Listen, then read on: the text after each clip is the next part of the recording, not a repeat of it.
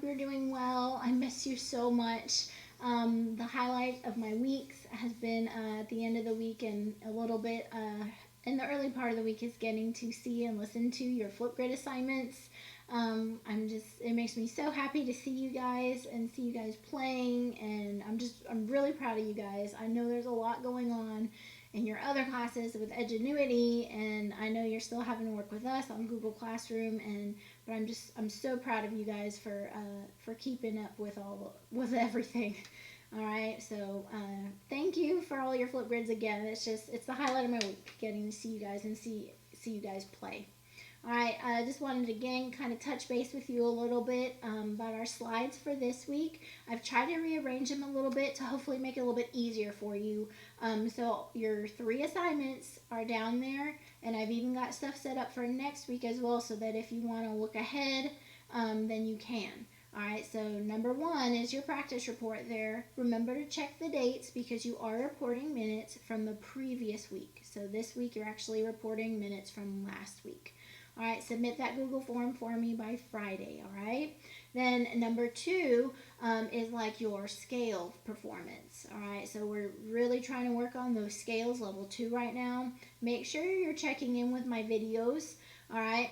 Sorry, I'm not an actor, and I probably don't always sound the best when I'm trying to play all my different instruments, but I really am trying to put those up there to help you guys out with some of the tricks and the tips so that you'll be successful on those scales. All right, so check in with the video, and then when you feel ready, you can go ahead and submit those Flipgrids, okay?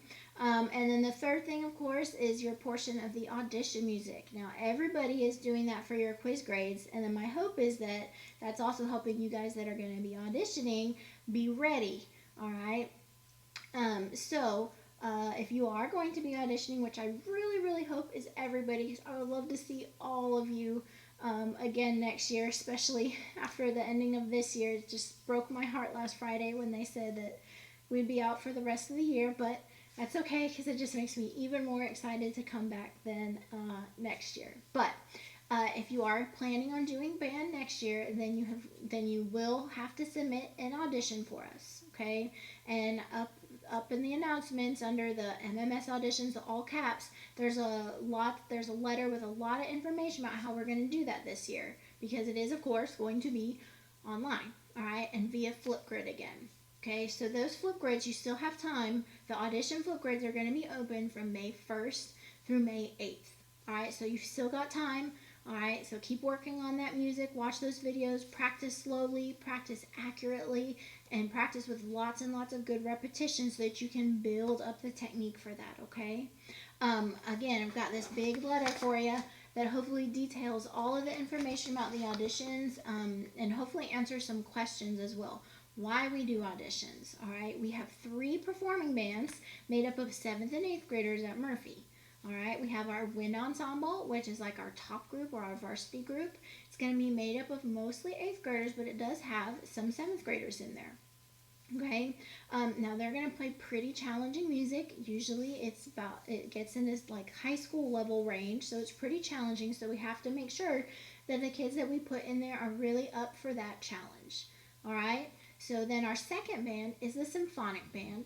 And that group is made up of mostly 7th graders, but still has a good chunk of 8th graders in it as well. And we're going to still play some challenging music that's on the 7th grade, 8th grade level. The music just depends each year on the students involved in the ensemble. And we kind of pick music based on what we think you guys are going to be able to do in each of those groups, okay? Then the third group we have at Murphy is called the concert band. And again, that's made up of mostly 7th graders, but it still has some 8th graders as well. They're mixed groups, okay? And the concert band is going to play more 6th grade, 7th grade level music while learning to be in an ensemble while still working on some more individual skills to kind of help boost those skills as well. All right, so those are our 3 groups that we have at Murphy that you could have the possibility of being placed in next year.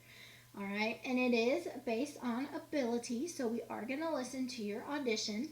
That's going to help us place you. But also remember, I've listened to you and I've been in class with you all year. So look, if your audition doesn't go exactly how you would like it to go, please don't worry.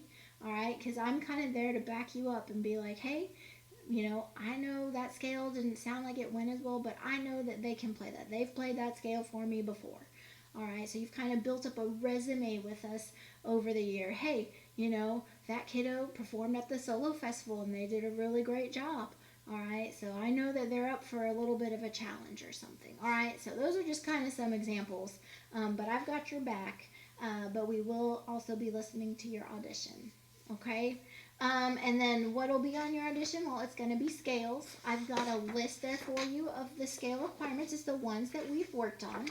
So you're going to play the list of scales, including a chromatic scale. Now, guys, when you're getting your scales ready, you can play them if you feel more comfortable playing some of them one octave. That's fine. If you are comfortable with the level 2 scale, I would go for it and play those 2 octave scales.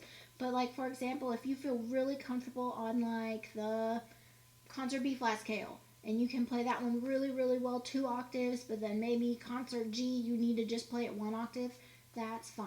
You play as what you feel comfortable with, all right? And you can also play it at a tempo that you feel comfortable with. So if you need to take, for example, the concert D flat scale a little bit slower than you take your concert F scale, that's fine, all right? You're gonna actually play those scales without a metronome, so it's okay if you kind of change tempos in between.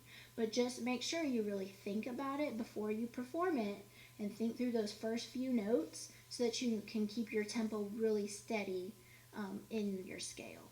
Okay, and I'll probably have some videos coming out, don't worry, of kind of how you can think through your audition process. Okay, all right, and then of course on the other half of the scales, you're also going to play that audition piece for us.